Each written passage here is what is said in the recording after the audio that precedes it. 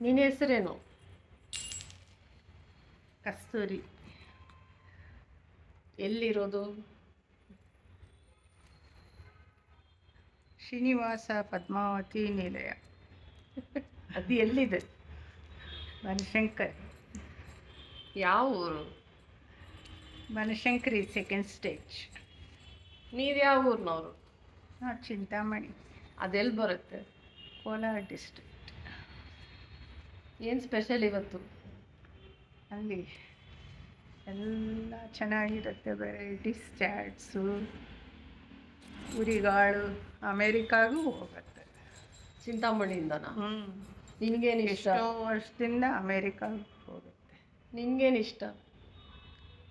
ನನಗೆ ಕೈವಾರ, ಕೈಲಾಸಗಿರಿ ಎಲ್ಲ ಇದೆ, ಅಲ್ಲೆಲ್ಲ ತುಂಬ ಇಷ್ಟ.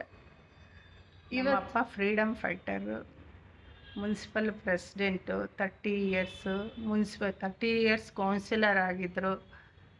ಆಮೇಲೆ ಫಸ್ಟ್ ಮುನ್ಸಿಪಲ್ ಪ್ರೆಸಿಡೆಂಟು. ಇವತ್ತೇನು ಸ್ಪೆಷಲು? ಮತ್ತು ಬಿಲ್ಡರ್ ಮನೆಯಲ್ಲಿ ಸತ್ಯನಾರಾಯಣ ಪೂಜೆ ಹೋಗ್ತಾ ಇದ್ದೀನಿ, ರೆಡಿ ಆಗಿದ್ದೀನಿ ಈಗ. ಓಕೆ, ಬಾಯ್.